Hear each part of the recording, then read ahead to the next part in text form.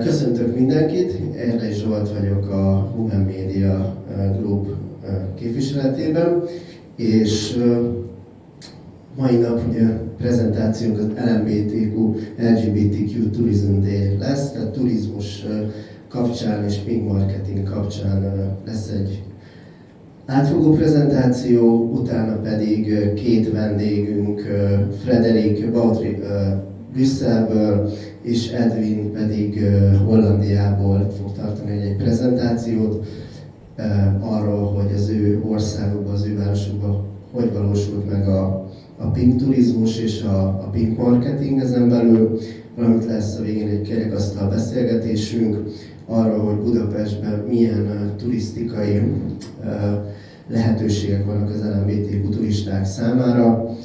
Itt beszélgető partnerem lesz Török Ákoston a Melomód Hotels képviseletében, Ódis Gábor a Hungary Next képviseletében, és Kardos József a Sziget Fesztivál képviseletében. És akkor igazából egy általánosabb prezentációval kezdenénk, hogy mekkora az LMBTQ közösség. Ez egy 5%-ra becsülik a világon, így nagyon eltérő attól, hogy mekkora az önbevallás, mivel ez egy önbevalláson alapuló szám, ugye ezt nem lehet hivatalosan, hivatalos kérésekre piackutatni. Ez eltér ugye országonként, attól függ, hogy egy adott országnak milyen a nyitottsága, milyen az a társadalmi elfogadása, és természetesen életkor szerint is. Itt van egy példa, hogy például az Egyesült Államokban 7,1%, ez egy friss felmérés, de például a 97 és 2003 között születettek esetében ez egy 21%-os arány volt. Mi jellemző alapvetően az LMBTQ célcsoportra? Átlagnál magasabb jövedelemmel rendelkeznek, 23%-kal pontosan, nyitott, innovatív célcsoportról beszélünk, korai felhasználók, early adopter célcsoportról beszélünk, és nagyon fontos ugye a márkahűség, ez egy nagyon magas szám, ez a 68% a célcsoporton belül, és erre a csoportra mi jellemző, nagyon kevés olyan célcsoport van, ahol 68%-os a márkahűség. Ugye fontos a mindenkori divatok és trendek követése, kiterjedt baráti körrel rendelkező célcsoportról beszélünk, akik aktív életet élnek, folyamatosan utaznak, járnak éttermekbe, szórakozni, különböző kulturális eseményekre. A magyar célcsoport kapcsán is vannak adatok, pontosan 2017 óta egy amerikai piackutató céggel, a CMI-jal végeztünk különböző piackutatásokat, és így a hazai célcsoportra is megvannak a számaink, az eredményeink, ami igazából szinte teljesen tükrözi a nemzetközi trendeket. Itt is ugye a márkahűség egy kiemelkedő szám, a magasabb elkölthető jövedelem, és ugyanúgy a divatok és a trendek követése. Idei évben pár napon belül lesz egy átfogó európai piackutatás, amit a ILMA, European LGBTQIA Media Association-nek közösen szervezve végzünk, tehát ez lesz az első európai survey, európai piackutatás, aminek még nyár elején meg lesznek az eredményei. Ezek a piackutatások egyébként nem csak gazdasági szempontból nagyon fontosak, hanem nagyon fontosak abból a szempontból, hogy egy adott országnak megtudjuk azt, hogy milyen az állampolgárai, az LMBTQ állampolgárai, hogy érzik magukat az adott országban, hol élnek, esetleg milyen külső segítségre van szükség ahhoz, hogy az ő életük jobb legyen. Ezért ezek a piackutatások nagyon fontosak társadalmi szempontból is. És hoztam is egy pár számot korábbi piackutatásból. Ugye az látszik, hogy a magyar LMBTQ emberek nagy része is ugye nagyvárosokban, főleg fővárosban él, és készült egy olyan kutatás is, amit mondtam, hogy egy társadalmilag fontos, hogy mennyire tartja elfogadónak, LMBTQ barátnak az adott ember a környezetét, azt a várost, ahol él, és ez Magyarországon, ez egy 2020-as szám, a nagyon LMBTQ-rát mindössze 5%-ot kapott, míg a valamennyi 26,1-et, és ugye a semleges, ami 36,1-et, tehát ebből is látszik, hogy ezért Magyarországon van hol fejlődni társadalmi elfogadottság szempontjából. Azt gondolom, ez mindenre igaz, nem csak az LMBTQ célcsoportra.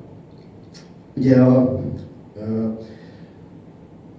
social media használat, online felületek használata kiemelkedő, ez ugye az innovatív attitűdből is ered. Itt ugye látszik nagyon, hogy a YouTube, az Instagram és a Facebook kiugróan magas, és nyilván a többi applikáció is, mint TikTok, és folyamatosan jön felfele. Ez is egy 2020-as report, idei évben is lesz ezzel kapcsolatban egy kérdés. Itt azért már lehet látni, hogy általános trendekben, hogy merre indul és merre mozdulnak el ezek a számok, ezt fogjuk majd nyár előtt látni. Ami ugye nagyon fontos, és ezekből a piackutatásokból gazdaságilag nagyon fontos, és mindig ezek az eredmények, amik alapul veszik kicsit a pink marketinget, hogy a válaszadóknak 74%-a véli úgy, hogy fontos neki, hogy egy vállalkozás LMBTQ barát legyen. Fontos neki, hogy egy vállalkozás neki direktbe kommunikáljon és megszólítsa őt, és hogyha ez itt a turizmusban is ugye egy fontos tényező, hogyha ő igénybe veszi az adott cégnek a szolgáltatásait, akkor ő biztos legyen abban, hogy őt nem éri semmilyen diszkrimináció. És egy kicsit az LMBTQ turizmusra áttérve, és ezt a témát átvitt a LMBTQ turizmusra, miért is fontos ez? 2018-as szám az Outno londoni piackutató intézet szerint 218,7 milliárd dollár volt a globális LMBTQ turizmusban generált árbevétel. Ez azóta, ugye 2020-ig tudjuk, azt gondolom, normálisan mérni. Ez elég exponenciálisan növekedett. Friss számot most nem tudok hozni, de 2022-ben is lesz egy olyan piackutatás már nemzetközileg, amivel a turizmus újraindulása meg lesznek az új számok, de ezek a számok évről évre egyébként elég meredeken növekednek. Ugye, ahogy mondtam az elején, az LMBTQ emberek többet költenek az átlagnál. Ez a turizmusban 57%-ot jelent átlagosan. Ennek ugye oka, hogy egy LMBTQ turista az átlagnál többet utazik egy évben. Átlagosan kétszer annyit egyébként, 2,1 a pontos szám, amennyivel többet utazik, mint az átlag, és ugye többet költ. Ennek ugye oka az, hogy a különböző szállodákban magasabb szállodákat vesznek igénybe, más típusú szolgáltatásokat vesznek igénybe, magasabb áru és prémiumabb szolgáltatásokat, ezt majd később megmutatom. És pont ezért ugye nagyon fontos minden LMBTQ turizmusban a helyi vállalkozóknak is a szerepe, tehát nem csak a nagy nemzetközi cégeknek, hanem a helyi kis és középvállalkozásoknak. Volt a Covid alatt egy felmérésünk, egy hazai felmérés, valamint volt egy nemzetközi is, ami azt kutatta, hogy az LMBTQ turisták mennyire hamar indulnak útnak, és mennyire van hajlandóságuk utazni, amint lehet. És igazából egy olyan megállapítás Magyarországon is és külföldön is, hogy amint lehet, tehát igazából ebből is az a megállapítás jutott nemzetközileg is és helyileg is Magyarországon, hogy hamarabb kezdenek el utazni az átlagnál az LMBTQ turisták. És ugye még egy nagyon fontos szám az, amit mondtam, ugye a szállodáknál, ezt mindjárt mutatom, hogy a szállodáknál is ugye a magasabb prémium szolgáltatású szállodákat veszik igénybe, valamint az, hogy a fapados légitársaságok helyett a hálózatos légitársaságokat preferálják. Egy utazási szokások, ez egy 2020-as report, az elmúlt 12 hónapra vonatkozott a kutatás, hogy a válaszadók vásároltak-e repülőjegyet, szobát vagy hajós nyaralást, és itt azért a repülőjegy és a szállodai szobák hajlandósága vagy vásárlása az kiemelkedő, tehát több mint ugye egyharmada a válaszadóknak utazott a 12 hónapban, amikor a kutatás szólt. Ugye beszéltem a szállodákról, a szállodai szolgáltatásokról, és a 4 csillagos szálloda az 35,8%, az 5 csillagos pedig 9,4%, és itt szembe lett állítva, hogy a hostelekkel és a legalacsonyabb kategóriai szállások, és ez mindössze 10%, tehát ugye ebből is látszik, hogy a magasabb elkölthető jövedelem és a hajlandóság arra, hogy prémium szolgáltatásokat vegyenek igénybe. És a költési hajlandóságnál maradva, mi az, amire egy LMBTQ turista költ az utazásai során?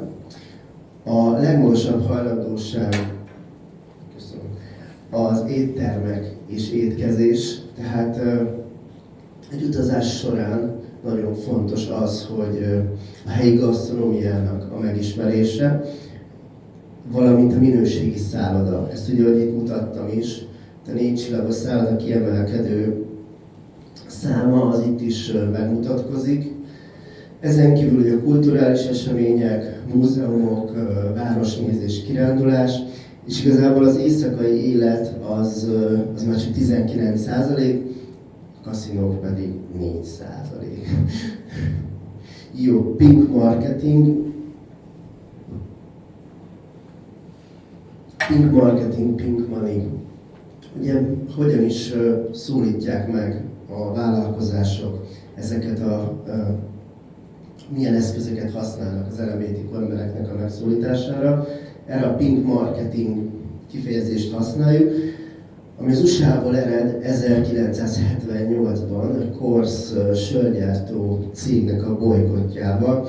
Igazából az történt, hogy a Kors sörgyártó cég hazugságvizsgálót tett a interjúztatott munkavállalóikra, és leendő munkavállalóikra, és megkérdezte a szexuális irányultságukat, és ebből egy nagyon nagy bolykott lett, felháborodás lett, hogy ilyet nem tehet egy munkáltatós, hogy ilyet kérdez, és ezért bolykottálták ugye a cégnek a termékeit, és elindult a marketingesek fejében tovább gondolása annak, hogy akár ezzel a célcsoporttal külön foglalkozni érdemes, és külön érdemes kommunikálni, tehát innen 1978-ra tehető a pink marketingnek az indulása.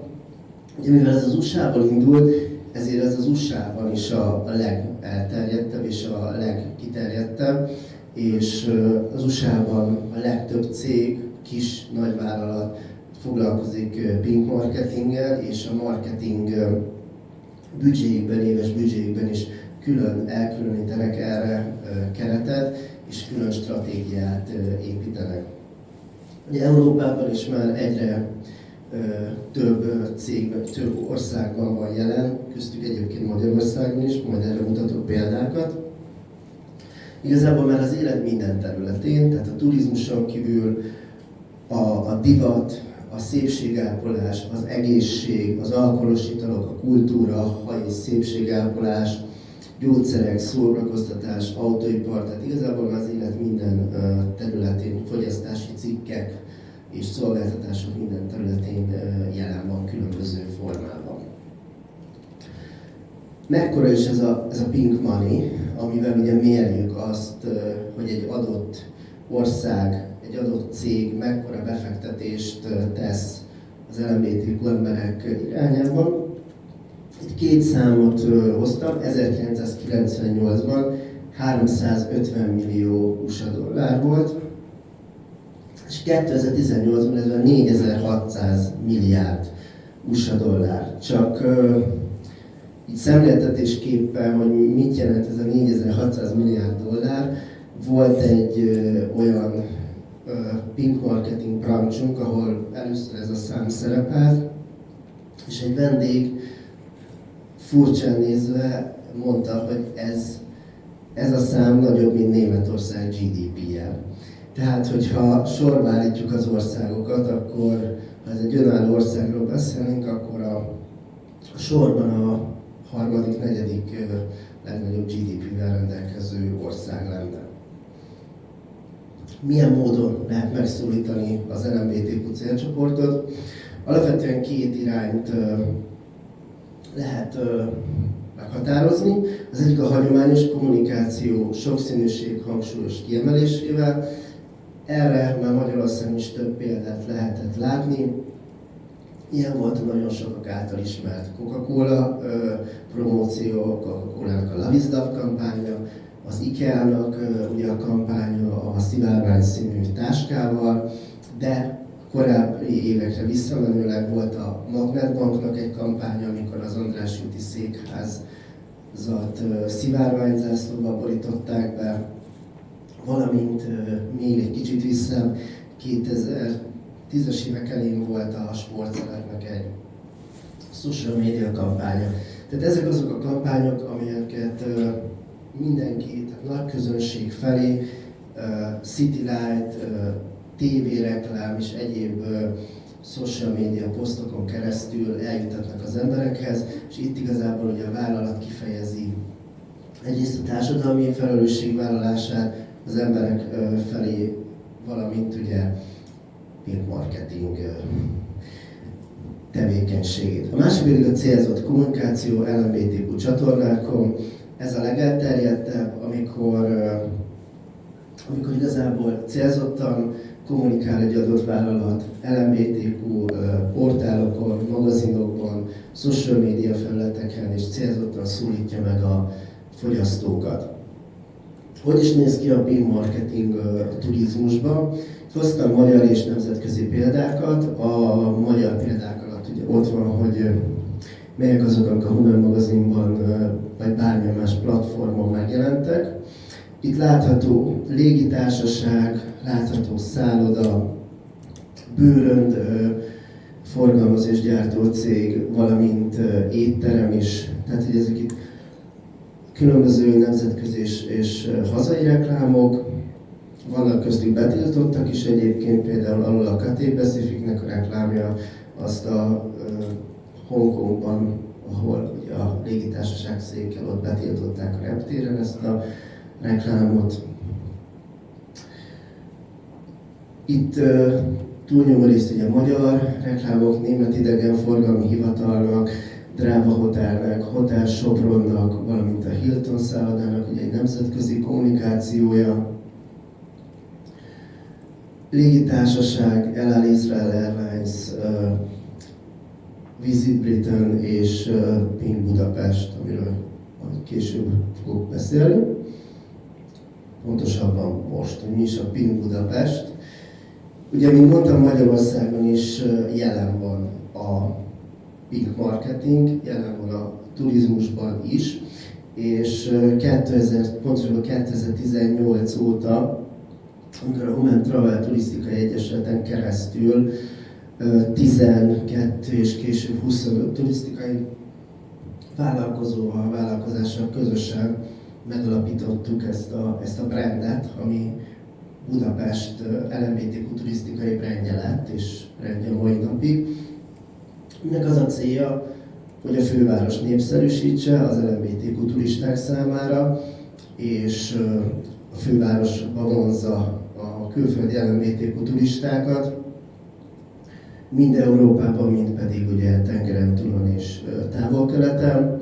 Ezt olyan kommunikációs eszközökkel tesszük, amivel ugye desztináció marketinget végeznek a különböző szervezetek, tehát imagefilmünk van, press tripeket szerveztünk és szervezünk, social media és online kommunikációkat folytatunk, különböző konferenciákon jelenik meg az Egyesület, és a Pink Budapest brand, valamint különböző kiadványok készülnek, szakmai katalógusok, köztük például ez a Pink Budapest katalógus is, aminek ez az utolsó száma soha nem került ki hivatalosan, mert ezt pont 2020 év elején adtuk ki. És különböző programokat indítunk, ilyen volt például a Honeymoon in Budapest 2019-ben, aminek az volt a célja, hogy egy külföldi melegpárt hívtunk el Budapestre, hogy itt töltsék a mézes heteiket, sosem jut eszembe a magyar nászútjukat, és előkészült egy komplett anyag, és különböző videó formájában. Egyébként ennek a célzott kommunikációnak láttuk legjobban az első eredményét, ugye az egy évvel a Pink Budapest indulása után. Erre nagyon sok cikk készült, mivel Tájvánról jöttek a fiúk, azért kínai nyelven is elkészültek ezek az anyagok, és rá pár hónapra már kaptunk Instagramon olyan üzeneteket turistáktól, hogy Budapestre jönnének Tájvánról, és információt szeretnének jutni. És amikor megkérdeztük, hogy honnan jött nekik az, hogy Budapestre jönnek, akkor az volt hogy a válasz, hogy látták ezt a Honeymoon in Budapest kampányunkat. Néhány fotó azokból a sajtóanyagokból, amiket készítettünk, és azokat, amiket itt sajtó számára, valamint saját részre ugye felhasználunk. Itt a alsó sarokban látható pont a nászutaspár, és készült egy videónk, amit így a Covid, post-Covid videó, amit arra az időre készítettünk el, amikor már lehet utazni. Ezt sokkal előbb elkészítettük, mint hogy tudtuk volna sajnos használni, mert utána ugye különböző hullámjai következtek a Covid-nak. Ugye elkészült ez a videó, és ezt most így a Pink Budapest projekt, a Pink Budapest brandnek az újraindításával fogjuk újra bemutatni. Úgyhogy ezt most elhoztam, ezt a videót.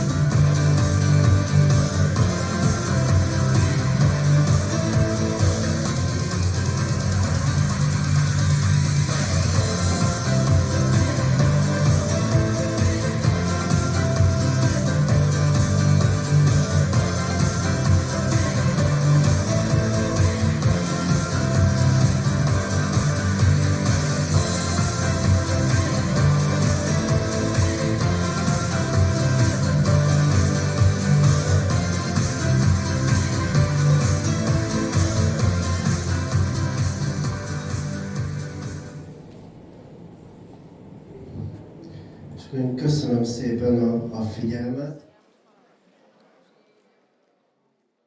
I'm working for the government since 10 years, working in LGBT marketing for Brussels. If we think about politics, because politics are really important regarding LGBT marketing, we're a bit more lucky than the Hungarian people, I think, without joke. And so that's mostly important to think that if you really want to get that money, you need to have a right politician with you. That's the first thing. So to have a country where the law are mostly favorable to the LGBT people is important. When you plan a trip, you think about that. So how it works? No, yeah. So in 2018, we built a first survey with the new ILMA. It was just a former association at this time. And just to remember you, what is important? LGBTQI plus people are heavy travel. For example, if we think about the straight crowd, mostly they do 2 city trips a year, thanks to the kids certainly. LGBT people are a bit more lucky, depending where you live. For example, German people, they travel 8 more times. Can we do questions? No. Heavy, is that overweight? Yeah, but Okay. so mostly Germans do 8 city trips a year because maybe they have the money, maybe because globally the crowd was traveling a bit older. Hungarian, they do 8 city trips a year, maybe because they're super happy and they want to discover the world. You have to think that it's a non-homogeneous market, mostly. We see big difference between gay and lesbian regarding the choice of destination, hotels, whatever. But we see globally that they want to travel.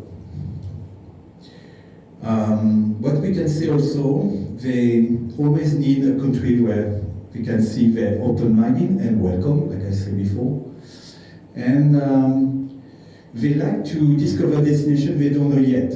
For example, it's not a joke, most of the LGBT people in Europe, they choose always Paris for the first travel. But apparently it's the last one they want to come back. Brussels is always on the top 4, and we're really happy with that. So I was really happy when we did the survey to see that people found Brussels really gay-friendly, attractive. Like I say, it's not so pretty as Budapest. We're not so lucky, but we're working hard. And like I say, we built a global strategy regarding pride. So we'll talk about that later.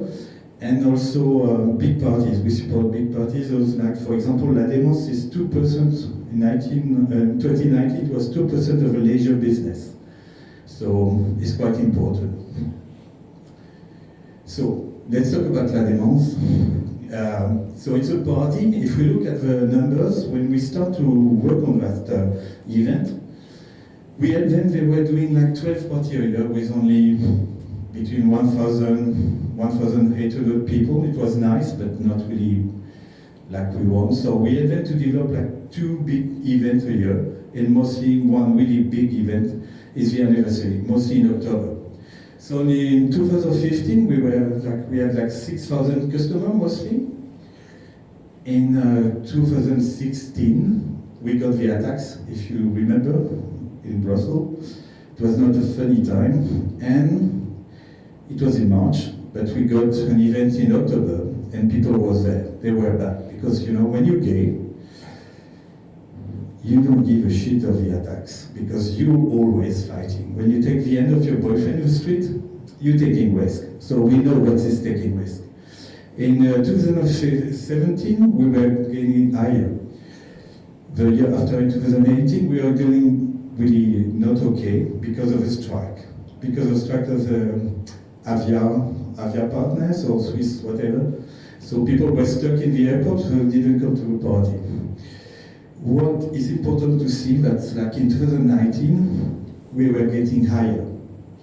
And what is important, we get, for example, when we get quite 500 customers, we only have 20% of Belgium. It's mean that 80% come from abroad.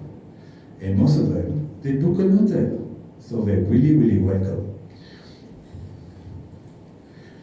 And what is good to see that 10% of our customers come from countries where it's not so cool to be LGBT people. So we have like country like Italy. Yeah, Catholics are also powerful still in Italy. But also we see that the crowd comes from countries like Lebanon, all the Middle East. It's really because these people, when they travel, they have the money. So 11% of our people who come into Brussels for elements come this kind of country. They mostly book 5 stars, 4 stars hotel. They find the destination very gay friendly. They go to restaurants, to shopping, to gay bars.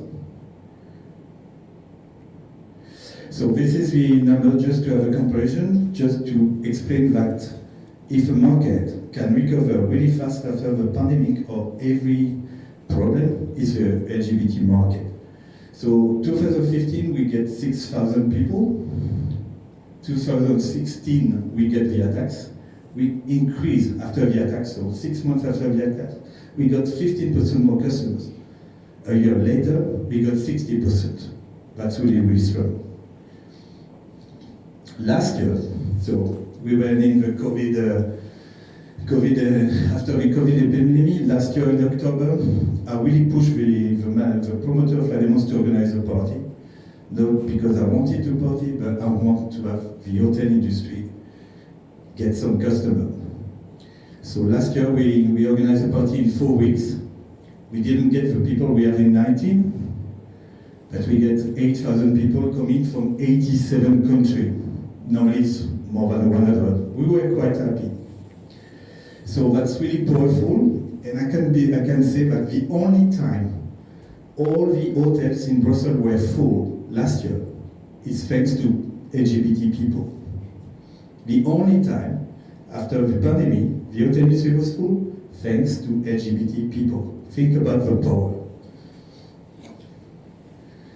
So this is like the occupancy rates of the hotel industry in the past. It's coming from also we see La Démence is there. Here it's 2 night clubbing events because it's also something we discover. The clubbing industry could be also a key of a recovery. I'm not talking about LGBT, but global night clubbing. This is it. So what I want to say, to go to the LGBT market, you need to work hard to have the people to do it. So you need to have the right hotel partners. You need to work with the politician of a city, because to make a city more welcoming is really important. And if you do all these things, on the long term, you will get a really, really huge business. Thank you.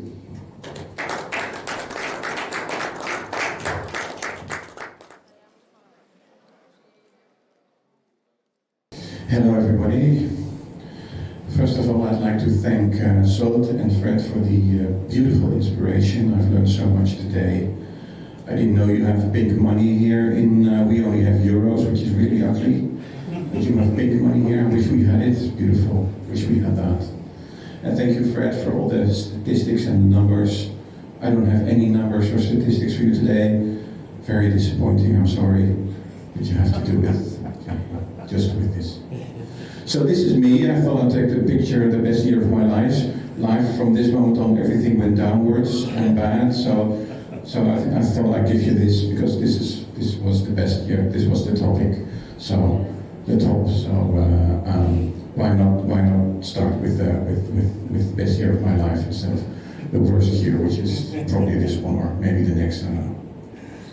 Okay, so this is me. I'm Edwin, and I'm unemployed. I don't have a job. I'm sorry. So you probably all have jobs, but I don't. So that's really sad. But yeah, that's just what it is. So we get to talk about that a little bit later. Maybe I'm unemployed because I have a problem with authority. I don't know. That could be the case. I'm not happy with the boss. So therefore I'll probably get fired. I don't know. Maybe that will probably happen. These things would happen to me. So I started my own company in 2005. You know, you need to do something, otherwise I'll just be in my bed sleeping all day, and that's maybe not a good thing to spend my life. I don't know. So I started my own company in 2005, and that company was doing a magazine. And before I worked in a magazine, but I told you earlier I'm not good with working with somewhere. So I started my own, and this is the magazine that I started at that point. These are the latest two covers. I'm too afraid to show you the first cover because it's so bad. So these are the latest two, which were just released last week. And why two covers? Well, sometimes we do two covers or four covers, or sometimes we just do one cover because we don't really give a fuck. So this is what we have here today. Transgender person Loisa, she is a model, and she won a modeling competition in the Netherlands, and she's now an international model, and she's a trans person. So she was born as a boy, but she is a girl, and we're very proud of her as a trans person be able to win a proper modeling competition, which is can't remember the name. It's called Holland's Next Top Model, I think. And then Robert, he's a social media celebrity with doing all these interviews and with other celebrities and being all celebrity-like and gorgeous. And he won Robinson Crusoe, which is a program where they dump you on an island somewhere in Thailand or Indonesia, and you don't eat or drink anything, and that's backstab everybody else, so you win the whole thing, and he won that, so he's probably a good backstabber, and everybody gets really skinny, and that's why everybody watches. So that's the program. You can really try that. So this is what we have on the latest covers. But it's not just print. We started with print only. Well, there was a website, but it didn't mean anything, and of course you have to have a website, so we had a website, and then we changed it all into Look and Feel magazine, and then also there's social media, and there's Instagram, and there's TikTok, and there's the whole shizzle that we do for ourselves and for our clients. And now it's a 360 media company. So there's events, and there's a website, and there's social media, and there's newsletters, and there's a magazine, and there's no ski jumping yet, but that should come maybe in the future. So we're sort of everywhere when we try to be unavoidable, I'm afraid. But I'm not here to talk about me. This was just a small introduction of me. I thought maybe there's a straight person, a straight man in the room, or maybe a girl who would like to see this. So I thought I'd give you this picture, because we started Pride in Amsterdam in 1996. And I was asked by Zsolt to talk about Pride a little bit, because he says, I'm going to take the chair, because why stand down? If you don't mind. Oh, much better. So he said, could you talk about Pride a little bit and why Pride is so good for tourism? And of course, I'm not with Interpride, or I don't know anything about all the other Prides, but I do know a lot about Amsterdam Pride. So I've been to Amsterdam Pride from the beginning. I was there on the first Pride, which is 27 years ago, but the parade is cancelled last year and the year before, so this year we have the 25th parade of Pride.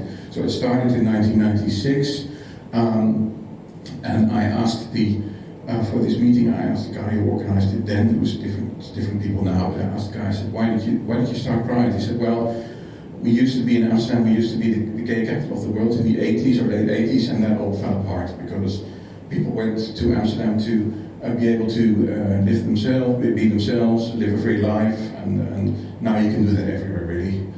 Before you were either kidnapped or beaten up or in other countries, and then people fled to Amsterdam, but we lost that because everybody else evolved to become a mature, normal country. So we needed something, so they said, okay, we'll do our Pride, which was in 1996 was the first, and it was sort of captured by Gay Games, which was in 1998, and they now, people from Gay Games said, well, this was in 1998 was the first Pride, which is not true, because it was 1996, they can't count. So that's the first, so a little bit of history. Our Pride is on a canal. We have canals in Amsterdam. I don't know if you've ever been, but there's 3 large canals. They go around, so it's on the biggest canal, the furthest out, but it's still in the city center, and it's on boats, as you can see. And there's people on the side. So you would think this is a Pride needs to evolve, needs to grow, and so you would think this was a 2019 Pride. No, this is 1996.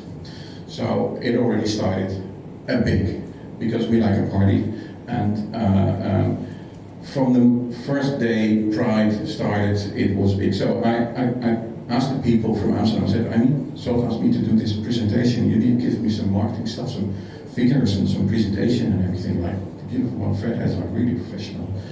And then they said, but we don't have, because we don't do any marketing, we don't do any presentation, we just want people to go away, because it's just too busy. It's been busy from the very first day, and because we believe we've been, well, the Netherlands has been, I think, it's been kind of open-minded for a longer time than 1996. So people just think it's a party. So people just, oh, there's a party, let's go there. So this is what we've been doing from the beginning. I do have a figure. I said I didn't have any figures, but I do. I lied. So this is the number of people that live in Amsterdam. It's a really small city. Only less than 900,000, not even a million people live in Amsterdam. I'm one of them. I'm that 8 number. Without me, it would be 7. So we only have this kind of number living in Amsterdam, and this is the number of people that visit Pride. So it's more than the number of people actually live in the city. And I don't know if they're from abroad or if they fly or if they go, but this is the number. So you can imagine it's a lot of people. And it's Pride Week, because Pride starts on a Saturday with a Pride Walk, and then there's whole lots of things to do for the weekend, and then there's this parade on the next Saturday, and then there's a big concert on the Sunday, so it's the same. So this is 1 million for the entire week, but for the parade it's about 700,000, so a little less than actually live in the city. So it's a big thing to organize. There's a group of, I think, 4 people working every day on this for the whole year, and then during Pride there's a lot more people working on it. It's not me, I don't do Pride, I just do the magazine, because it's a professional business, as you can imagine, for doing this. To give you an idea how much 1 million is in the Netherlands, because here in Hungary probably nothing, because it's such a great and big country. But this is the, as a benchmark, I've looked up what's the biggest tourist attraction in the Netherlands. It's a theme park. It's the #1 attraction. It attracts 5.2 million people a year. I took 2019 because 20 and 21, of course, isn't relevant because of COVID. But 2019, when everything was open, it was 5.2 million visitors for the whole year. So Prague is 1 million in just the week. You can imagine how many people that is. So it's the biggest event in the country, not just Amsterdam, it's the biggest event in the country. There's not a bigger event. There are flower tours, and there are music things, and there's concerts, and there's jazz music, but it's so much smaller. So Pride is by far the biggest event in the country, and many people live up to it. And as I said, it's on the boat, so we have 80 boats sailing on that day. It could be like 400 or maybe 500, but they cap it because otherwise it just takes too long. 80 boats is already 4 hours, and then people get annoyed and too drunk, and it just gets a mess. So there's an auction and a selection, and they make sure that it's not just big banks with a boat saying that they're so gay friendly, but it's also the badminton club and some even a local drag queen and everything that they can also do. They pay less, as you can imagine. So why Pride? Well, these people need to. Well, now I'm just saying what Frederick already said. These people need to come to your country, so it's good for business. So people fly to your country or come by other means of transportation. So that's really good for business. I'm just looking at the business side of it all, because in Amsterdam we really don't care who you sleep with so much. There's a few people who do care, but they have a different agenda. We don't have a lot of religion anymore. We sort of forgot about that a couple of years ago. So we just think about, like Frederick, we just think about the euro, and this is a great event for getting that to your country. So people need to fly, people need to come to your country. People stay in the hotels. As you can imagine, when there's so many people in the city, that the whole city turns pink or a rainbow, and everybody wants to join in. And there's a lot of pink washing as well. We try to get that out, but it's still there. Am I boring you? I'm so sorry. No. Sorry. And there's many people chip in, and this hotel really chips in, and a lot of a lot of companies and people try their best to help create the party. So it's not just people of Pride, but everything in the city is a Pride issue. Also, companies do a lot during Pride. This is HEMA, which is I don't know if you have that here because they try to expand in Europe. So it's like a department store, but smaller, but it's all over the place. And you can buy all stuff you don't need. And they do all these Pride things with shirts, and everybody tries to chip in and do something during Pride. So it's a big celebration. And this is H&M doing the same with Pride. So I just give you 2 examples, but I can give you like 200 examples of pinkwashing or companies that actually help out during Pride to make a big party. So this is really very dense because this is my last slide. So I think Pride is all about celebration, but it's also about the message. But the message comes through the celebration, but it goes hand in hand. I think we're the lucky ones. So maybe I won't want to speak here, but we're the lucky ones because we don't get so much trouble or disaster in the Netherlands with during Pride. There's no fighting or the police is only there to make sure that drunk people don't fall in the water and in the canals and drown. That would be a shame. So that sort of concludes my presentation.